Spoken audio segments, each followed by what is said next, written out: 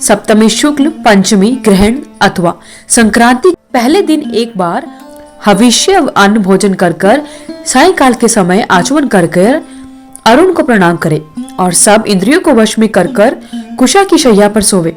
दूसरे दिन प्रातःकाल उठकर विधि से स्नान करके सूर्य भगवान का पूजन करे और सूर्याग्नि में हवन करके तर्पण करे।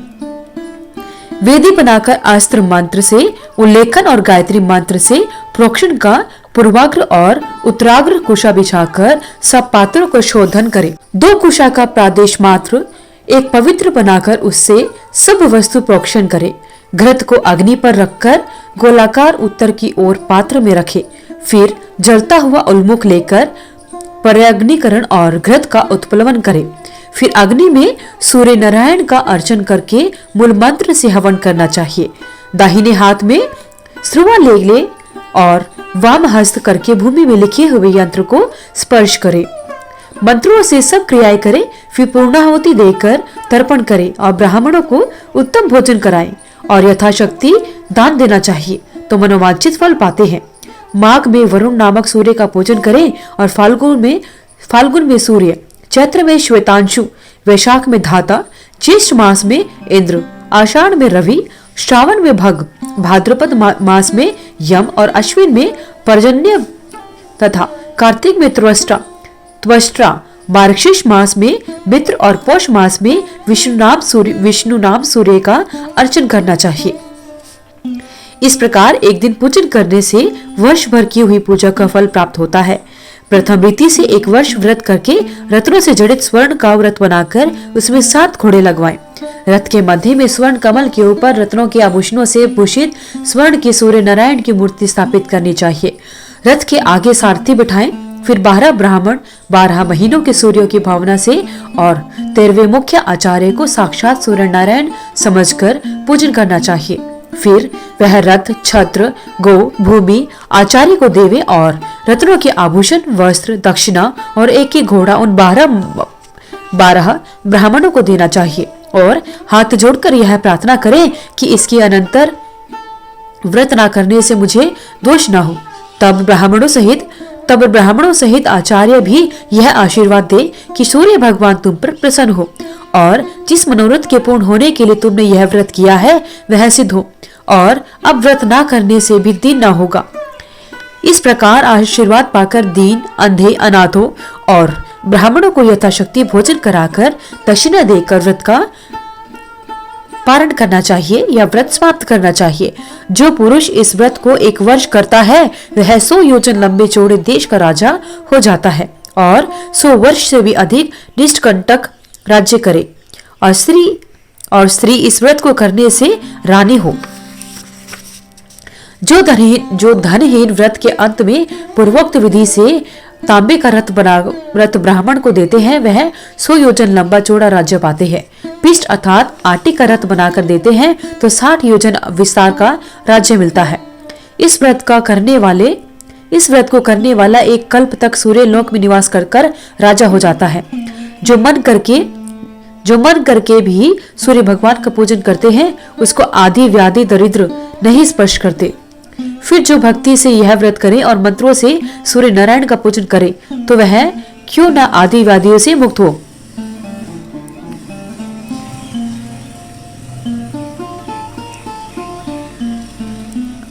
हे पुत्र, यह विधान सूर्य नारायण ने हमको अपने मुख से उपदेश दिया था। हमने आज तक इसको गुप्त रखा था जो आज तुमसे कह दिया है। हमने इसी व्रत के प्रभाव से हजारों पुत्र पौत्र पाए हैं। दैत्य जीते, देवता वश में किए। हमारे इस चक्र में सदा सूर्य भगवान निवास करते हैं, नहीं तो इसमें तेज कैसे होता और इससे दैत्य किस प्रकार जीते जाते। सूर्य नारायण का नित्य जप ध्यान पूजन करने से हम जगत पूजनीय हुए हैं।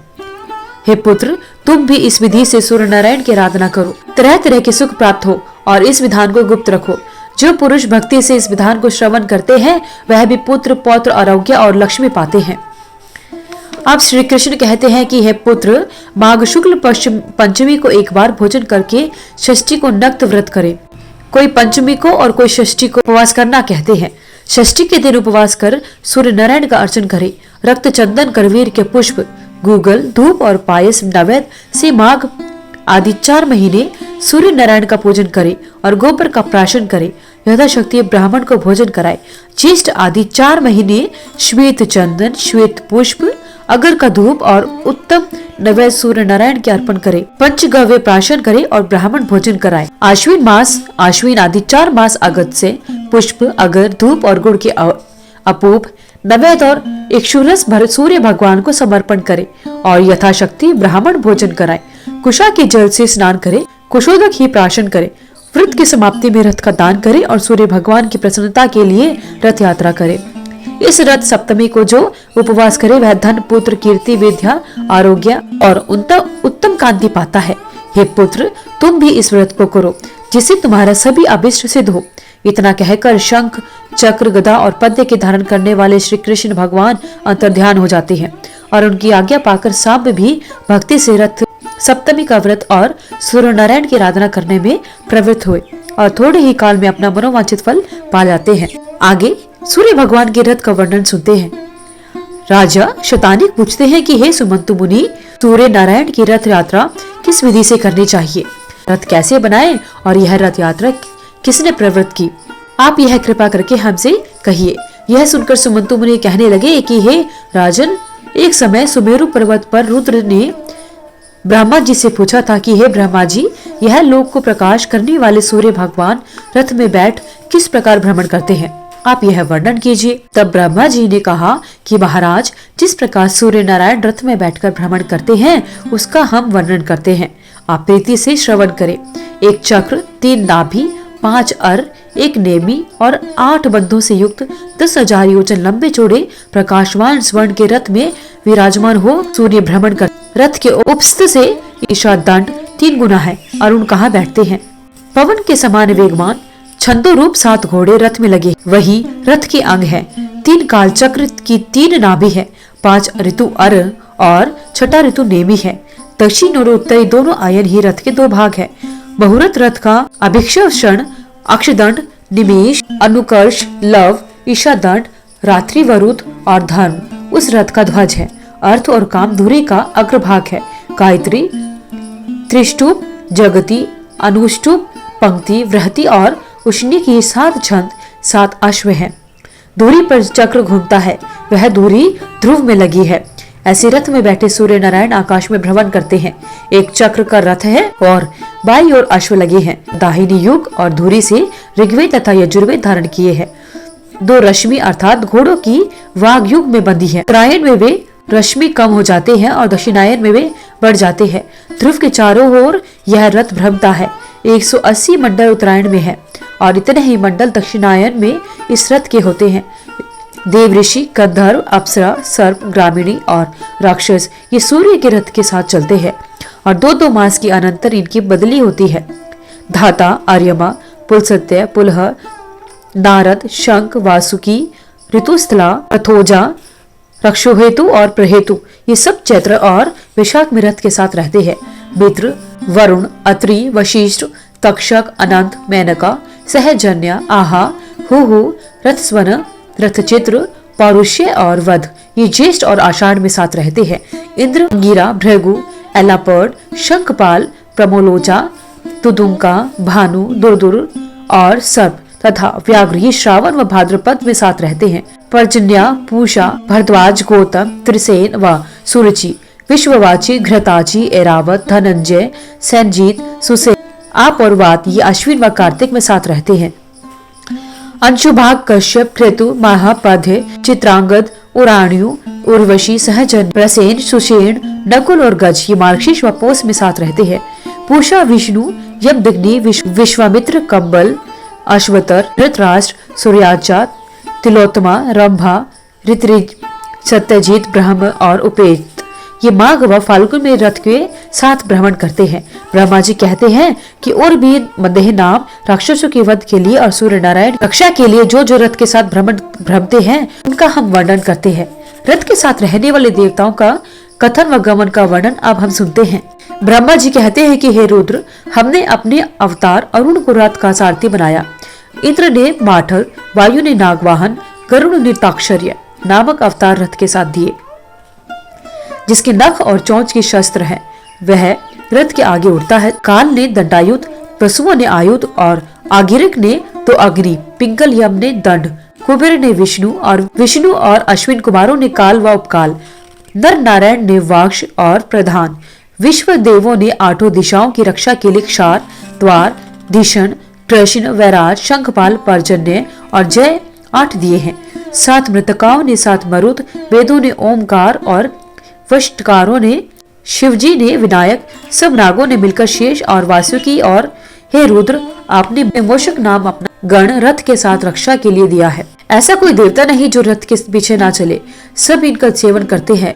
इंद्र सूर्य नारायण के मंडल को ब्रह्मवेता, ब्रह्म स्वरूप, यज्ञ करने वाले यज्ञ विष्णु, भक्त विष्णु शैव शिव स्वरूप और गणेश के भक्त गणपति रूप मानते हैं।